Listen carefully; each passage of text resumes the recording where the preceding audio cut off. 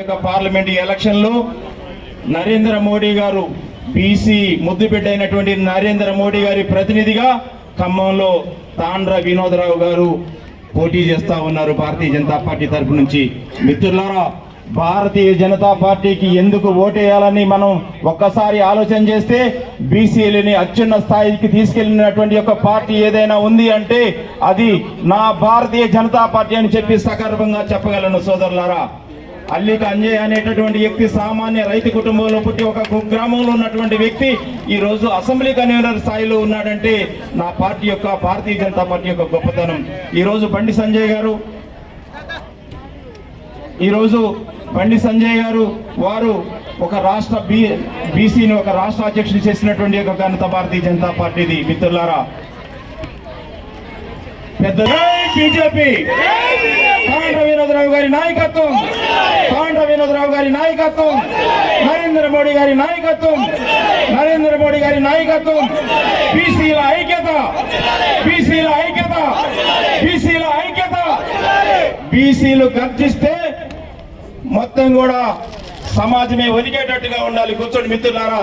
ఈ రోజు మీరు ఎర్రటెండలో కూడా ఖమ్మం జిల్లా వ్యాప్తంగా అనేక మండలాల నుంచి మీరు ఈ రోజు భారతీయ జనతా పార్టీ అభ్యర్థికి ఓటు వేయడం కోసం మన యొక్క ఐక్యతను తెలియజేయడం కోసం ఓబీసీ మోర్చా వారు ఏర్పాటు చేసినటువంటి ఒక సమావేశానికి మీరందరూ కూడా రావడం నాకు చాలా గర్వకారణంగా ఉంది. ఎందుకంటే మీ ఊర్లో మీరు చూస్తా ఉన్నారు, ఈసారి ఏ ఊర్లో అడిగినా కూడా ఈసారి భారతీయ కోసం చేస్తున్న ఈ దేశం సక్రమంగా ఉండాలంటే మోడీ గారికి ఓటేయాలి. మనందరం కూడా ఈ రోజు ఏ అల్లర్లు లేకుండా ప్రశాంతంగా ఉన్నామంటే అది మోడీ గారి సలవే అని చెప్పి ప్రజలంతా అనుకుంటూ ఉన్నారు. ప్రతి ఒక్క గ్రామంలో ఏ గ్రామంలోకి వెళ్ళినా కూడా ఈసారి మేము బీజేపీకి వేస్తాం, ఈసారి బీజేపీకి వేస్తాం.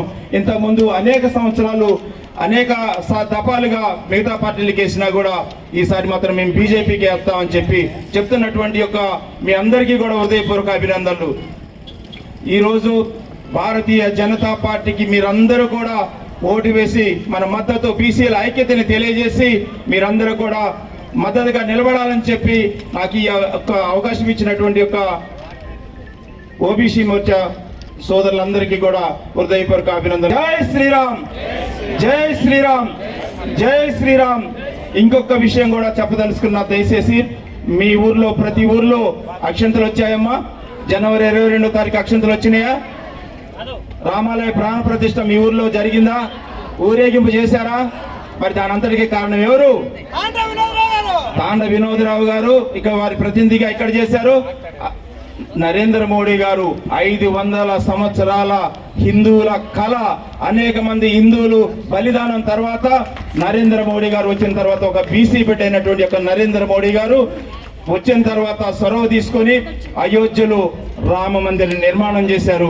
ఎట్లా చేశారు? ఒక వ్యక్తి అన్నాడు, అయోధ్యలో రామ మందిర నిర్మాణం చేయడానికి అయ్యా నేను ఒక 1000 కోట్లు ఇస్తాను నా డబ్బులతో కట్టమన్నాడు. కానీ అక్కడ ఉన్నటువంటి యొక్క ట్రస్ట్ వారు ఒప్పుకోలేదు.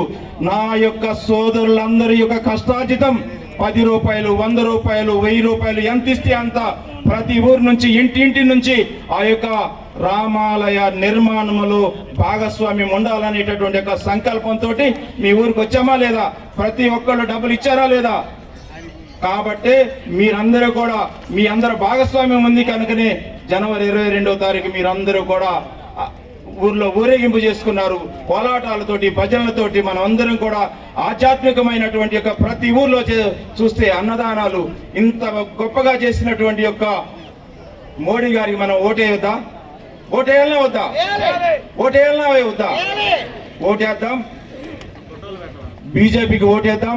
నరేంద్ర మోడీ గారి ప్రతినిధి అయినటువంటి యొక్క ఉమ్మడి ఖమ్మం జిల్లా ముద్దుబిడ్డ తాండ్ర వినోదరావు గారు ఇప్పుడే వారు వేరే మీటింగ్ తీసుకొని వచ్చారు. వారికి కమలం గుర్తు 4వ నెంబర్ గుర్తమ్మా. ఈవీఎంలో 4వ నెంబర్ గుర్తు కమలం గుర్తు. వినోదరావు గారు కమలం గుర్తు. ఈవీఎం పైన 4వ నెంబర్ గుర్తమ్మా. సోదరులారా, మర్చిపోకండి దయచేసి 4వ నెంబర్ గుర్తు పైన కమలం గుర్తు పైన ఓటు వేసి